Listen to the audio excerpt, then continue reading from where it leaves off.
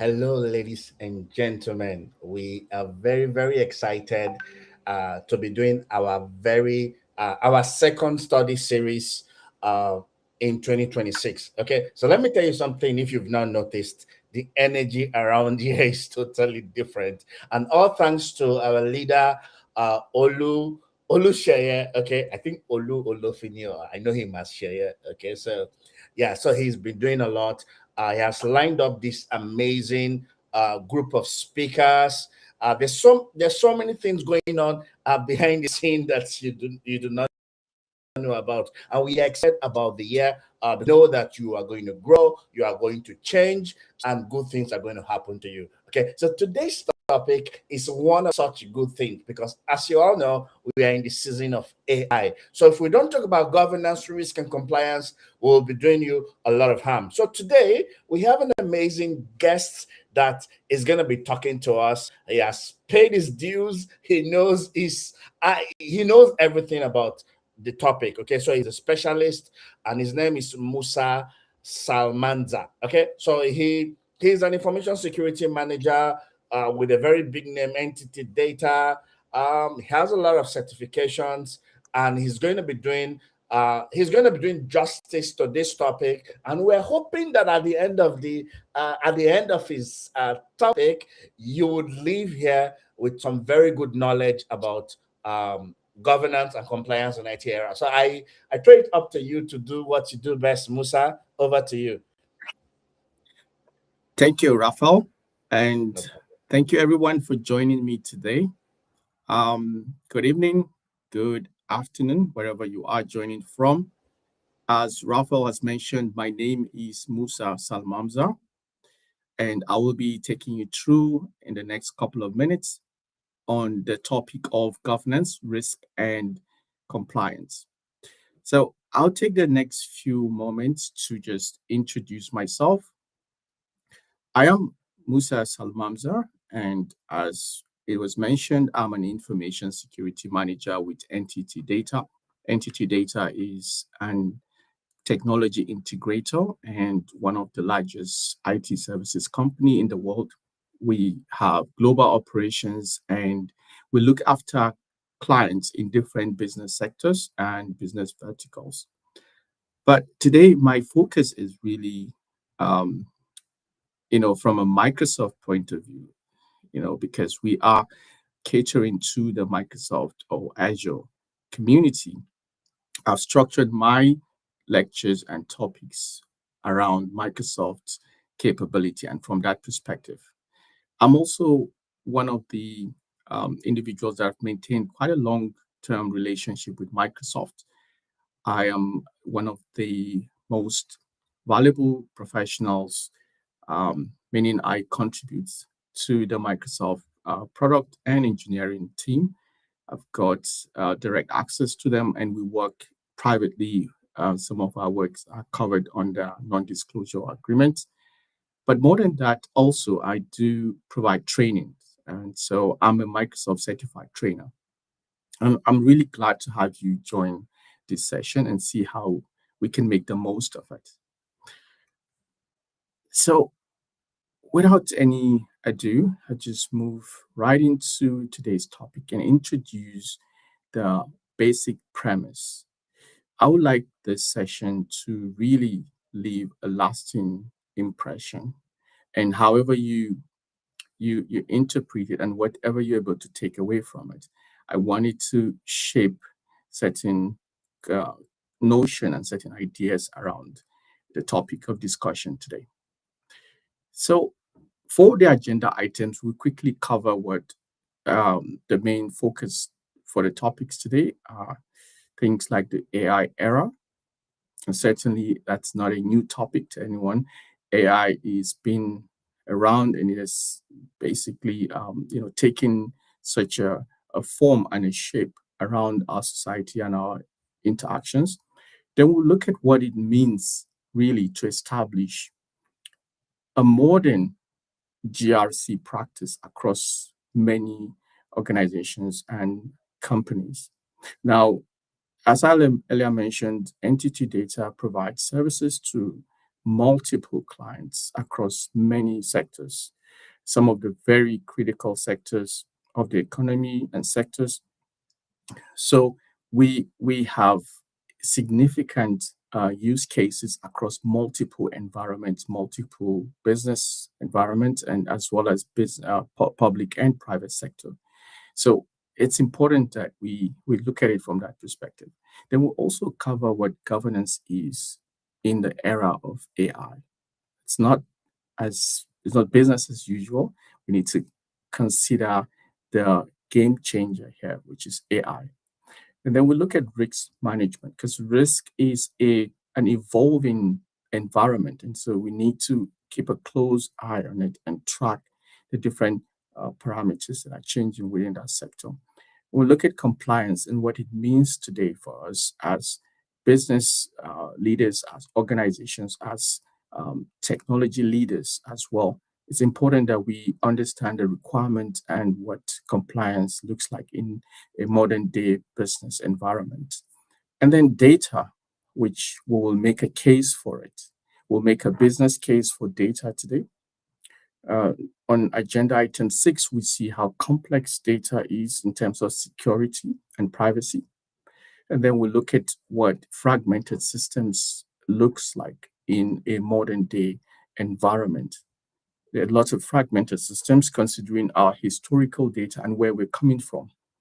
And then I'd like to introduce Microsoft Purview, which is Microsoft integrated system solution that caters to all of the needs that we're talking about. And then we close off with what the key takeaways are. Now, I just want to highlight something here and establish what our context is because it's important to put everything into context. And maybe you have come across this information because this is public knowledge, but I want us to just pull our thoughts and our ideas together around what AI has done. Now, this slide is showing us what it looks like when we consider time to 100 million users in terms of various technologies and platforms that have been around. And we take our reference point from smartphones. So we want to establish how long it took each of these technology to get to 100 million users. Now, there are other factors to consider. I'll be the first to admit. There is, of course, the population. Today, the global population has increased much more than it was 16 years ago. But it's important to also just keep that in mind that when you look at the rate at which the transformation and the adoption, it took 16 years for 100 million users to be registered as users of smartphones. As powerful and as amazing powerful smartphones are, it took 16 years to get to that point. It took 7 years for the internet to become accessible to 100 million users worldwide. And Instagram, of course, one of the popular social media platform, it took about 2.5 years to get to 100 million users. That is significant. This is, of course, success rate. And when we think of TikTok, one of the most popular social media platforms, especially across different generation, it took them 9 months to arrive at 100 users. But when we think of Gen AI, generative AI, which we reference that with ChatGPT being one of the most popular generative AI there, it took barely about 2 to 3 months to get to 100 users. That is a significant, achievement, and it poses a real security risk as much as it unlocks a lot of potentials and benefits across businesses and organizations in terms of productivity and creativity.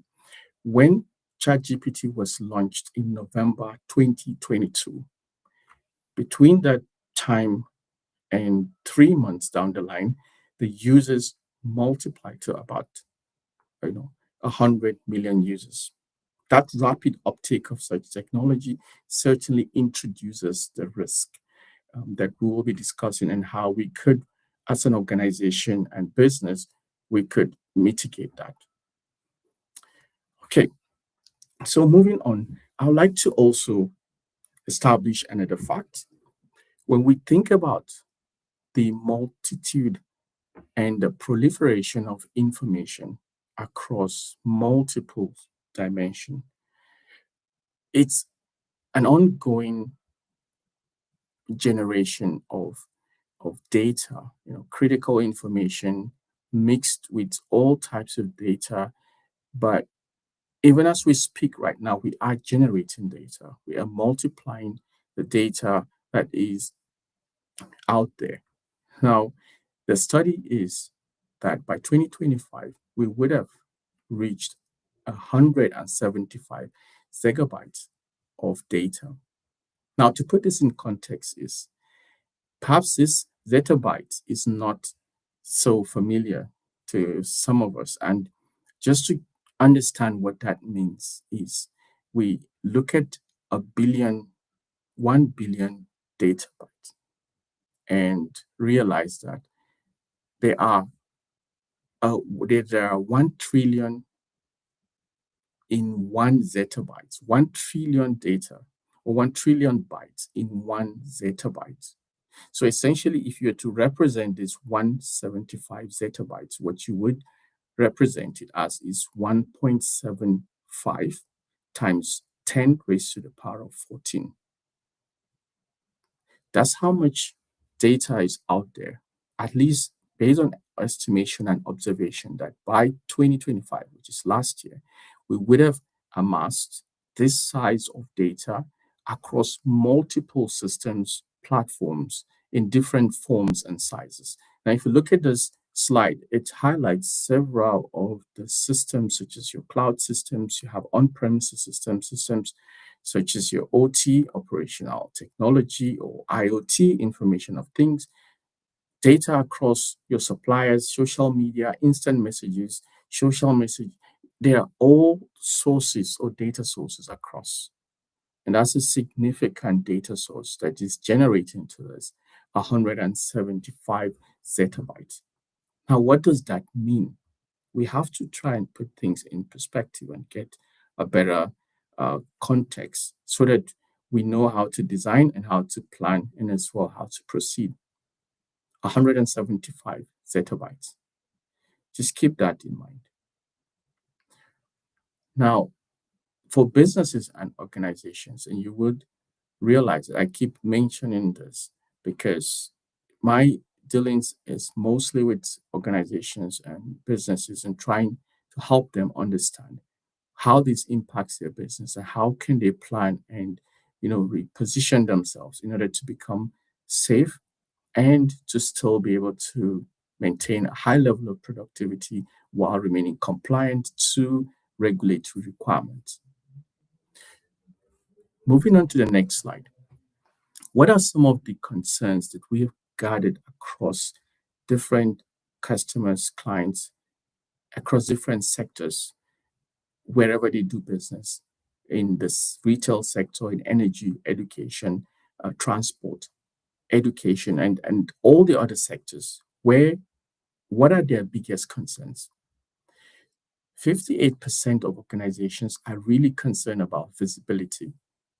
Many of them lack visibility across their data, such what is happening with the data. Yes, they are able to access resources that they require to perform their work and to conduct business, but at the back end, they're not sure what happens to this data. Where does it go to? Data that is in transit. You think of an e-commerce business when a lot of engagement and communication between different information systems, uh, exchanging data and customer information. What happens beyond the boundary of that environment? They have very little visibility. That's a big concern. Now, 97% of these organizations also believe they lack proper protection. They can't guarantee that this is what happens to the data. And of course, we see the increase use of AI and as well the corresponding response in terms of what AI regulations are mandated to do. So companies are concerned, how do we ensure that our investment in AI systems are going to be protected and permitted by future regulations? If regulations are changing, so rapidly and haphazardly, there's a big concern there for organizations. How do we ensure that we will be protected and the requirement will still be in line with our business objectives and goals, regardless of our investments? Also, in terms of security and compliance, we see some of the main concerns around data oversharing. As users, individuals, how are you exposing your personal identifiable information through oversharing? How do you know the limit in terms of what to disclose and what to hold back? It's a big concern. Organizations have corporate data that's sensitive. You can think of, private projects and, innovative projects that you're doing, very sensitive information. How can you guarantee that project team members are not oversharing this information with your competitor or with someone with a vested interest? Then data leaks. These are concerns. Our information systems are not foolproof. They have several weaknesses, and we'll see that down the line. What happens where there is a leakage in the data, whether it's been, where you're processing data and data in transit, and data is being leaked at one point or the other? And of course, non-compliance in terms of usage, where your users, your employees, how are they interacting with your data sets? Those are main concerns. And while we continue to establish some of the main concerns, I also want to highlight one of the misunderstood or it creates a confusion when we think about a responsibility model. And really this comes down to having professionals, individuals who are acquainted with this approach in order for you to maximize the benefit of it. When we think about shared responsibility model, there are several stakeholders involved. There are the service providers, the platform owners, the vendors. There are the users. We have the customers or the clients as well, who leverage on this technology and these tools in order to advance and to promote productivity in their organizations. How do you know the extent to your responsibility and your obligation? It is a shared responsibility model that has to be adhered to across many platforms and not just limited to Microsoft. There's a need for understanding of what this responsibility model means and where each stakeholder's responsibility lies, as well as to what extent. So if we look at the first column, we see there's AI usage here. Now, there are several line items across different pillars of infrastructure as a service, platform as a service, software as a service. Yes, it applies differently across all of those verticals, but generally, when you think of AI usage, there's a huge responsibility on the customer, on the entity or the organization that is responsible for administering this AI usage. Important to be able to understand what your employees are using your AI platform to do, how they are achieving work, what are the things that attracts them the most, what are they spending their time on when you think of AI or Gen AI, for instance. There's a lot of focus that needs to go into that for organizations to be able to understand what are the sentiments. Are they being used for positive task or negative task, or are they simply just not using this solution? It's important. A service provider can provide you with an enterprise AI solution, but in fact, they cannot determine how your employees, your organization utilizes it. That is completely on the customer to ensure that usage is adhered to the principles and to the policy. So responsible use of AI, because that has a real implication on your data security as well as your compliance overall. And then we move over to the application, the AI application in this instance. There's also a huge responsibility on the customer. How do you make sure that the application is properly rolled out across different business units, different departments, and operating units? How do you ensure that it is being accessed correctly by the right users at the right level? And also, the service provider, in this case, Microsoft, has responsibility ensuring that the application is compliant in terms of the general requirement for AI applications or the software upgrades. That is primarily the responsibility of the service provider. If we think about the platform as a whole, the responsibility is equally distributed across the service provider as well as the model type that is used in this instance and the customer as well. So again, the customer is featured in terms of the responsibility. And that is where we find a lot of organizations struggling. They're struggling because the understanding is not there. And, you know, when these discussions were held, the right people were not in the room, and therefore everything just went on and passed over their heads. So it's important to consider this responsibility model so that the right people can fine tune and negotiate, because it also filters through in the way that your operations is done to support such an environment, the day to day, as well as the strategy around ensuring that this is in place. We'll see how all of this ties to the rest of the information. So we have seen how Gen AI has rapidly increased across multiple sectors and how the uptake in this technology use has significantly, exceed any other technology in the history of civilization.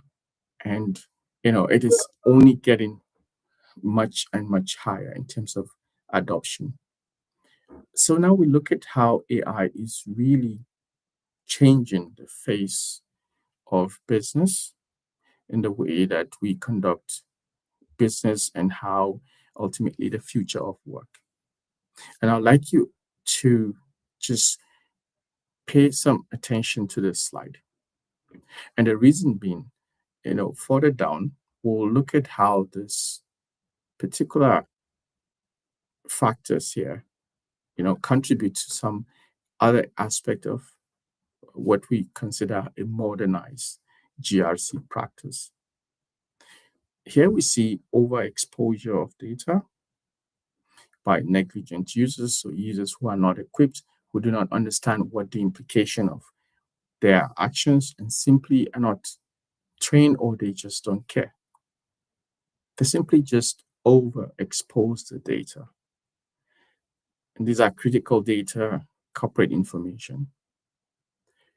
And further down, we see other users who are considered malicious, who are disgruntled for any reason whatsoever, intentionally performing actions that would put their organizations at risk. One of the examples is corporate espionage, insider trade. You find users simply just taking information of value and disclosing that to a competitor or simply capitalizing on that to make gains. That's a real world use case. And AI tools and applications are so prevalent and they're so effective to enable such a behavior. Then, of course, we see data leaks, as covered previously, again by a negligent user. We've talked quite a lot about data, and now this phase shows us how much data matters. And this whole presentation is really about making a business case for data. The data sits at the core of the AI proliferation and advancement, and therefore data is the main focus here. These are data regulations that are set up by nation states, and what you will find is several of them are still ongoing, are still getting better or being revised. If we look at the right hand column of or we look at the right hand column, we see the GDPR, which is the European Union um, data regulation and protection framework, which ensures the data is maintained at the highest level of privacy and security. So data that defines a specific region. We see data protection across different nation states. Israel, we have here for India, as well as Singapore, China, Bermuda, Japan. And on the left-hand column, we have Canada, we have United States, Mexico, Brazil, Australia, as well as South Africa. And you can see the effort around ensuring the data protection is enforced, as well as privacy. But while nation states are making the effort to define what it looks like in terms of data residency, data resilience, there is a need to further go beyond that because compliance to any of these regulatory requirement does not mean security at all. It's not the same thing. You may be compliant, but yet you're still exposed to several risks, and we'll explore that down the line. So, in to further and to buttress the importance of data, for those of us in the security space, we recognize this instantly and how important this is. This is a strategy, it's a concept, it is a practice that is employed to ensure that your core assets is safeguarded. And this is essentially using layered approach to reinforce security. If you look at the image on the left, on the right hand side, you see the data is right at the center of it all. And this means in this layered approach, you are ensuring that it is more difficult for your data to be accessed, to be stolen, or to be disclosed or altered. And therefore, this layered approach ensures that you have to get through all of these layers before you get to the data. So defense in depth essentially is an approach that is utilized within the security space to ensure and reinforce data security.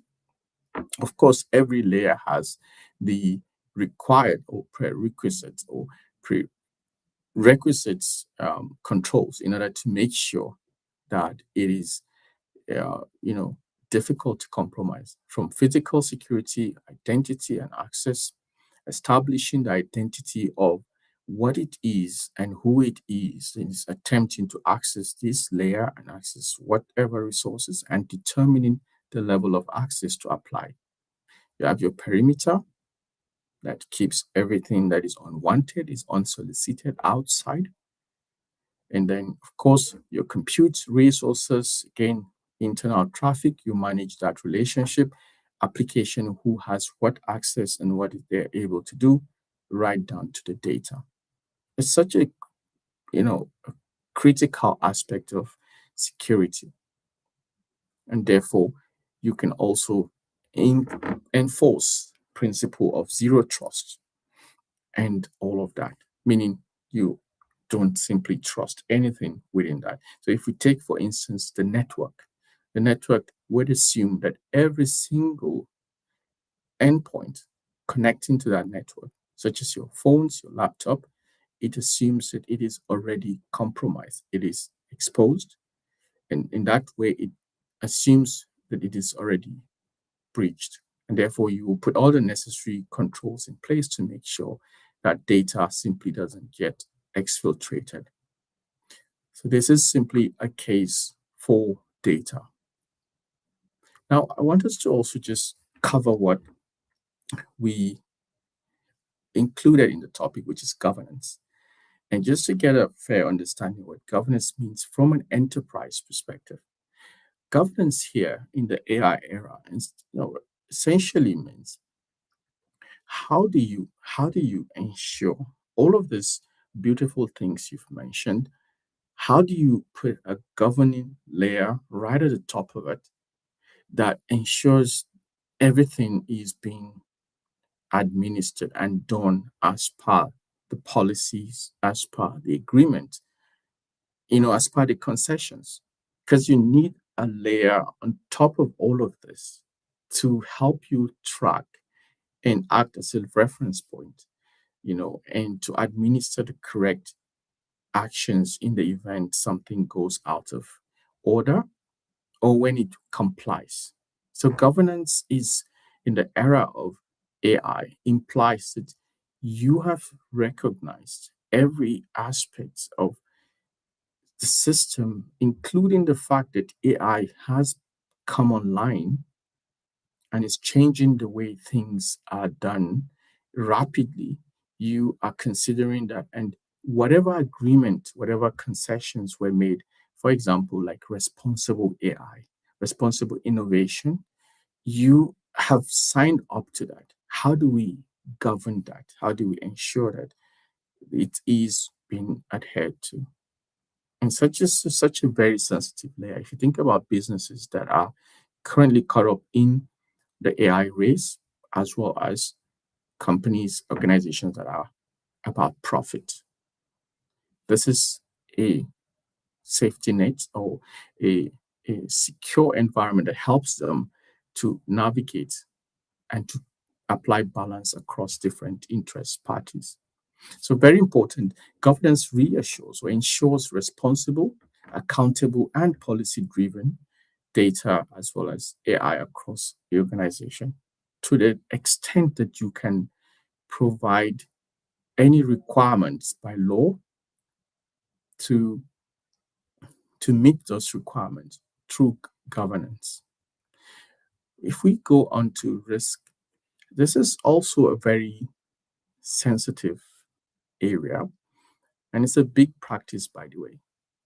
Many organizations struggle really to establish what their risk exposures are. And there are a number of factors and metrics that can help organizations to determine that. What do we understand by AI risk? For instance, we know that with AI comes a significant risk around data exposure, data alteration, data leakages. And it's not just chatbots and chat assistants. It is the fact that many of our applications, many of the softwares we use today, many of the productivity applications are all infused with AI capabilities. Because of AI coming online, it has made many of these organizations, businesses, and applications and software companies to infuse AI into all of this. And therefore, it is processing data, it is exfiltrating data, it is making connections where the user has very little or no visibility across. An example could be you are trying to refine your CV and you upload your CV to an application. It's free of charge. that application could very well be talking to another server, another platform, and applying AI in order to give you a best inline service. But in other words, it could very well be storing your data and exposing your data to something, to another system. And so is the current situation. AI risk management requires significant effort from the organizations to have enterprise control, and we'll cover that shortly. But in terms of risk, what does this mean? Risk entails the possibility of something happening, the possibility that there could be a resultant security incident or an activity that could lead to a major data breach. An organization needs to understand what is our risk profile. Now, this means what type and what level, as well as what source of risk are we currently exposed to. If you think about the different businesses and the different sectors that organizations operate, they face different set and types of risk. A business in the health sector faces a different set of risk. There, they expose their assets, their electronic health records of patients faces an exposure, which is a confidentiality issue. A business operates in the financial sector has exposures to integrity related data concerns. You do not want your financial records altered, unauthorized, accessed by users. So there are different risk profile for organizations. So being able to determine that is a major concern. Also, risk appetite. What are you exposed to on the basis of your business endeavors? What are you able? How much risk can you tolerate? Can you accommodate in terms of conducting your business? A risk averse organization is one who attempts to minimize risk in conducting their business. Residual risk is a risk that exists and remains even after you've applied the corresponding action. You've tried to mitigate it. Now, those are things to determine and make a proper assessment so that you understand what you need to do. On this slide, we want to explore how to determine. So risk only exists when there are three or more factors. Now, what are these factors? The factors, first one is your asset, your threat, and vulnerability.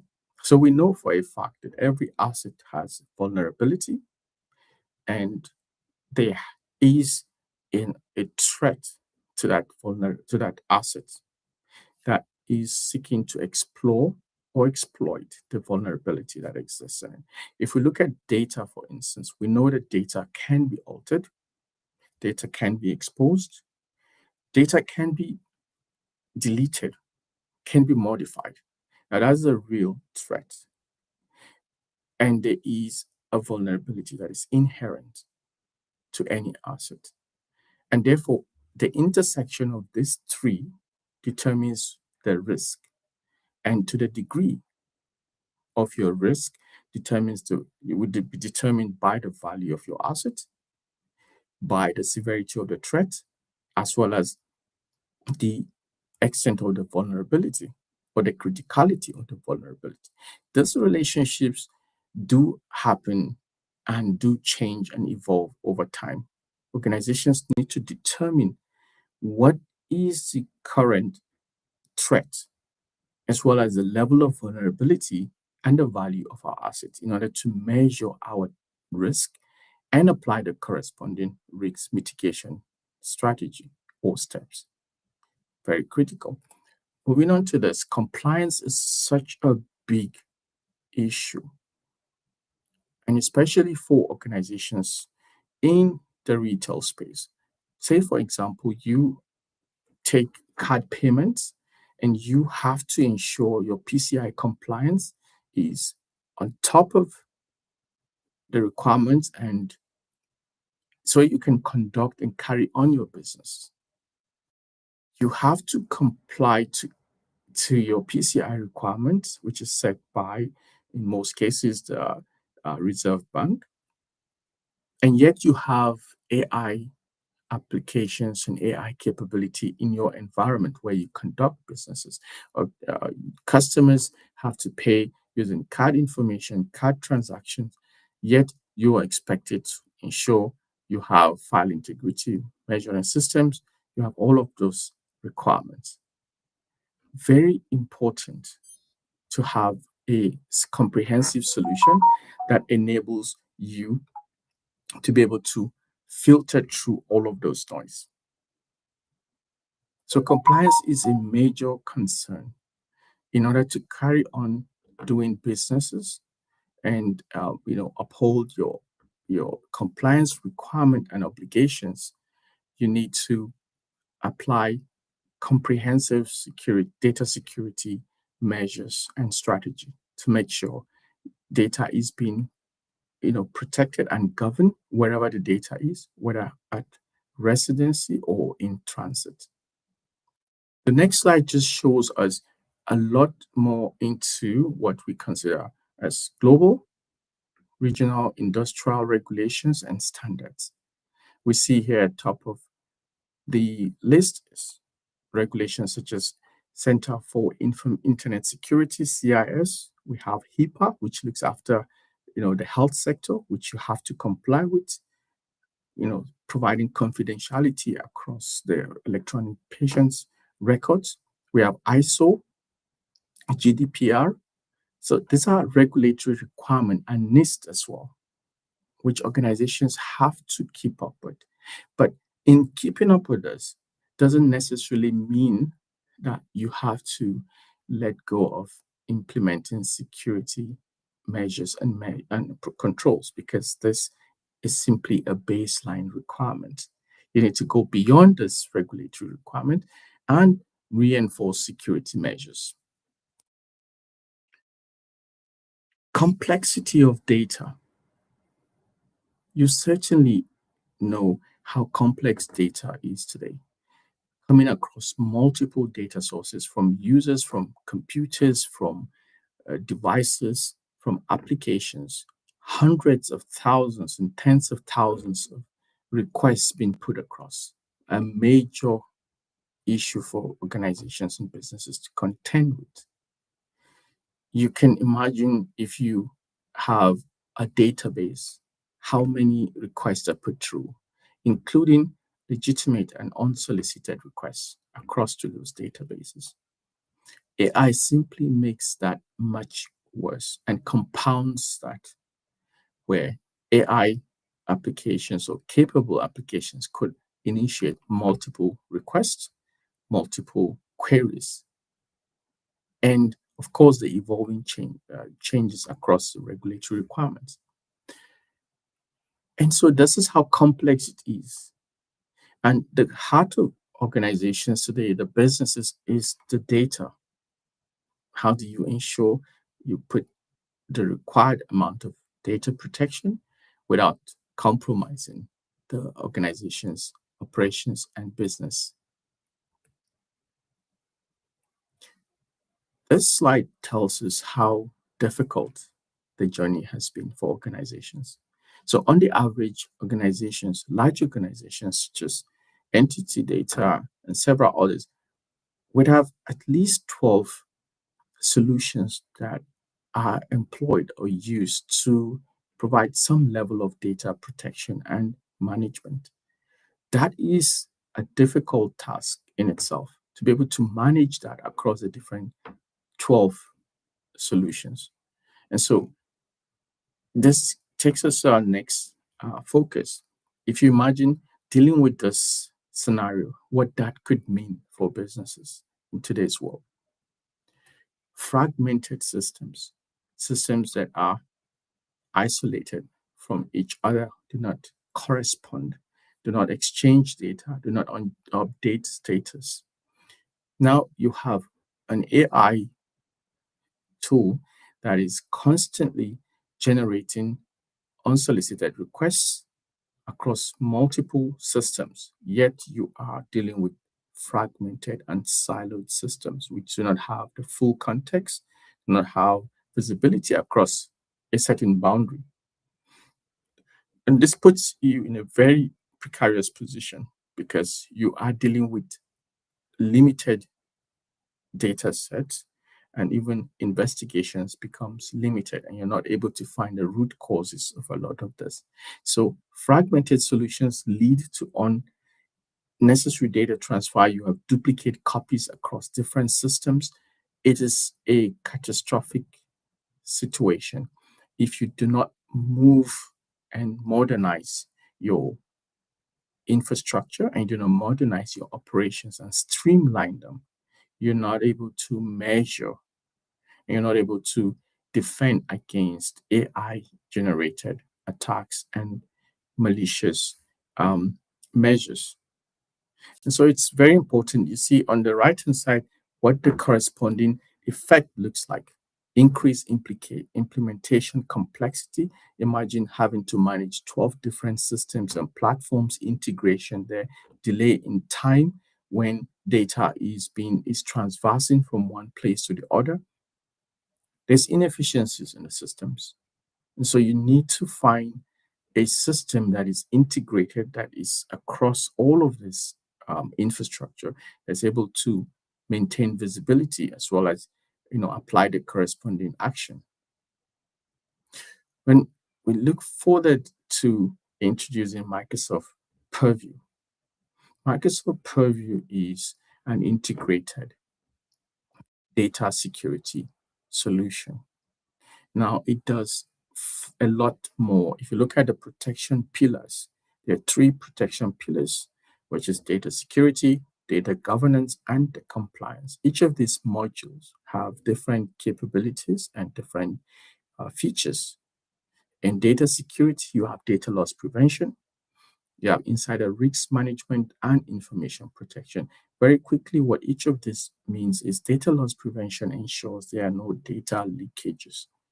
It doesn't just happen when there is someone attempting to send out data that are considered top secret or confidential to users who are not entitled to receive that.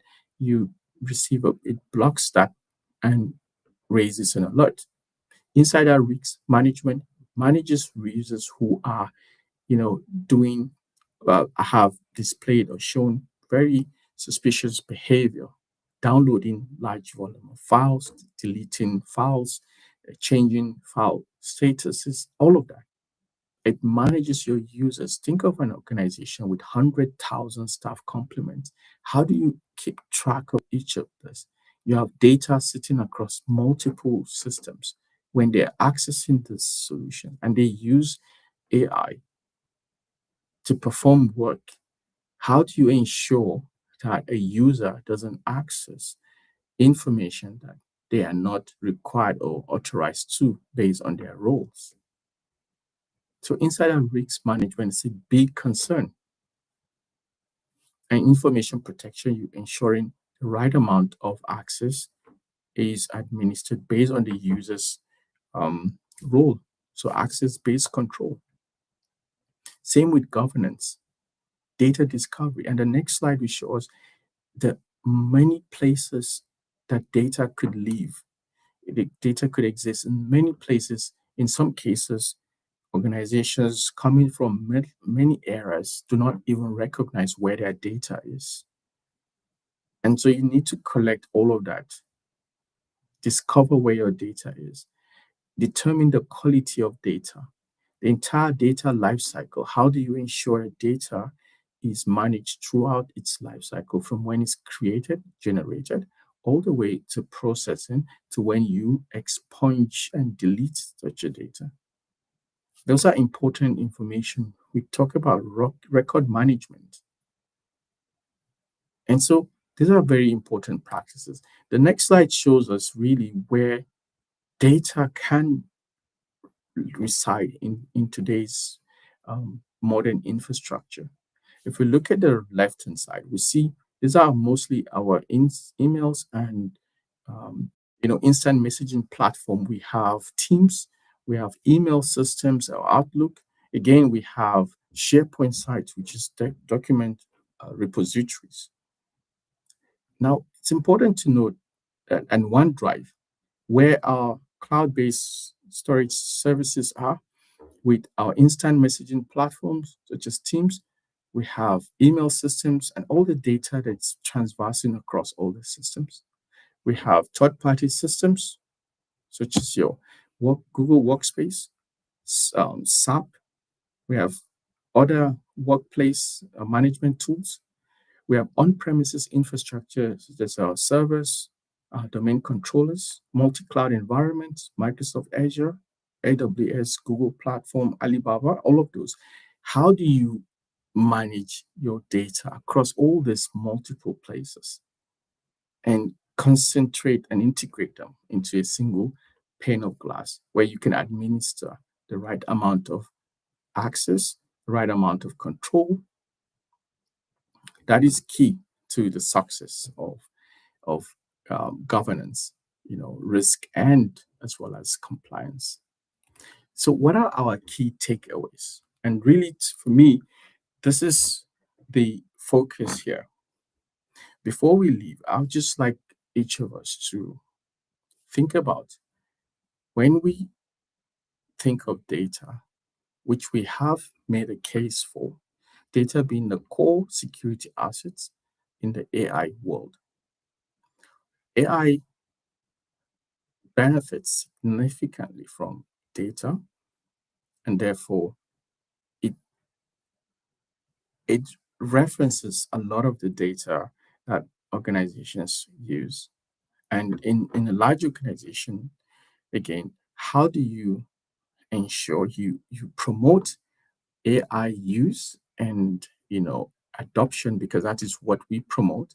We promote data adoption, AI adoption, responsible use, transparency, and all of those lovely things. But at the same time, how do you make sure that you are you maintain visibility across your your AI usage? What are your users essentially using and accessing the right set of data? Governance is critical. It's essential for responsible AI adoption. AI introduces new and amplified data risk. That's a fact. There's a lot of considerations for AI when you think about AI not exposing the data and using the data to train the model so the model becomes better. Those are factors to be considered to consider. How do you achieve compliance in the age of AI? Because AI, how do you prove to the regulators that in fact you have put in place systems and measures to monitor and prevent AI from changing the data set, from altering the data, especially now with the leap to agentic AIs, which performs complete autonomous process without manual intervention. Now, for those of you who follow the news around AI, you would have known that recently, at the beginning of this year, about 1.5 million AI agents got together and actually developed a religion. Now, this religion has all of the tenets of what a religion is considered. That's text. They created text, which implied AI was some divine entity. And a lot of those relationships were established.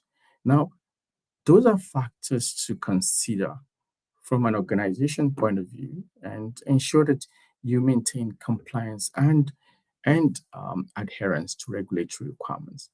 Then, just in closing, we see how Microsoft Purview, is an integrated solution that is built and optimized for data security, ensuring that you discover data wherever it lives and that you are able to administer the right amount of security and privacy controls to ensure that you're able to conduct your business in an environment where AI is prevalent. Thank you for your time and for your attention.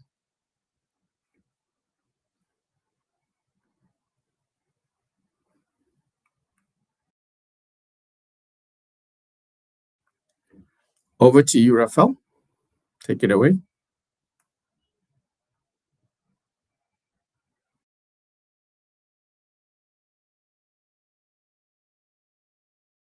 In talk from our dear friend. And I've learned so much. I've learned a lot. I hope that you have learned.